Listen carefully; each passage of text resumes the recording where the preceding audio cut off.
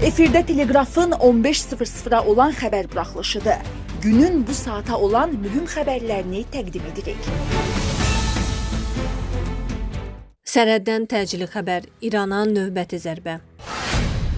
İrandan ABŞ-yə şərt və xəbərdarlıq, yerinə yetirilməsə anlaşma pozulacaq. İranda nə baş verir?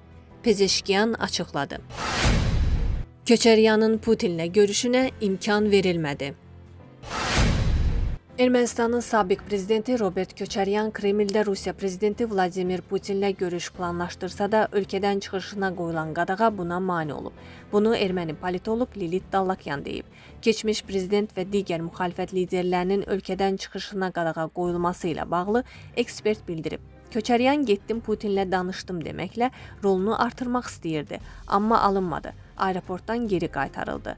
Dallakyan həmçinin Moskvanın Rusiyalı oliqarx Samvel Karapetyanı aldatdığını, onu ümidləndirib Ermənistana göndərdiyini, amma gözləntiləri doğrultmadığını istisna etmir. Ermənistana göndərildi, indi isə qurban veriləcəyindən qorxur.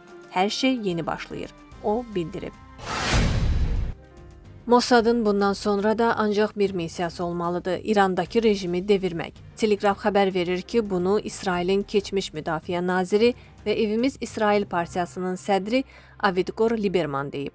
ABŞ və İran arasındakı razılaşmaya diqqət çəkən sabiq nazir qeyd edib ki, hamımız ABŞ-İran razılaşmasının nəticələrini başa düşürük.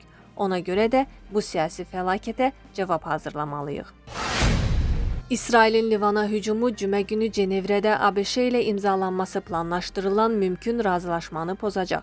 Telegraf xəbər verir ki, bunu İran Xarici İşlər Naziri Abbas Əraqçı deyib. Livanda müharibənin başa çatması, müharibənin tam şəkildə dayandırılmasının ayrılmaz hissəsidir. İsrailin Livana qarşı istənilən hərbi hücumu və işğalın davam etdirilməsi anlaşma memorandumunun pozulması hesab olunur. O qeyd edib.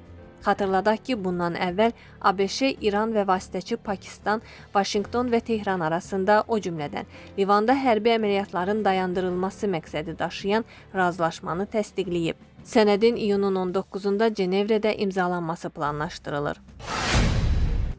Dövlət rəsmilərinin öz vəzifələrini yerinə yetirdiklərinə görə xəyanət və ya vətəni satmaqda ittiham olunmaları qəbul edilməzdir. Bunu İran prezidenti Məsud Pezeşkiyan ABŞ ilə mümkün razılaşma ətrafında yaranan müzakirələrə və hökumət rəsmilərinə qarşı səsləndirilən ittihamlara münasibət bildirərkən deyib.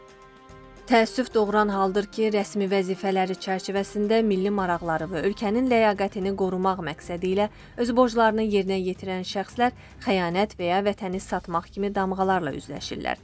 Tənqid cəmiyyətin təbii haqqıdır. Lakin qanuna əsaslanan bir missiyanı yerinə yetirən insanların gözdən salınması nə ədalətə, nə də mərdliyə sığır, Pezeşkiyan vurğulayıb. Qeyd edək ki, bir neçə gün öncə Tehranda Xarici İşlər Nazirliyinin qarşısında etiraz aksiyası baş tutmuşdu. Etirazçılar Xarici İşlər Naziri Abbas Əraqçını ABŞ ilə sülh sazişinə razılaşmaqda ittiham ediblər.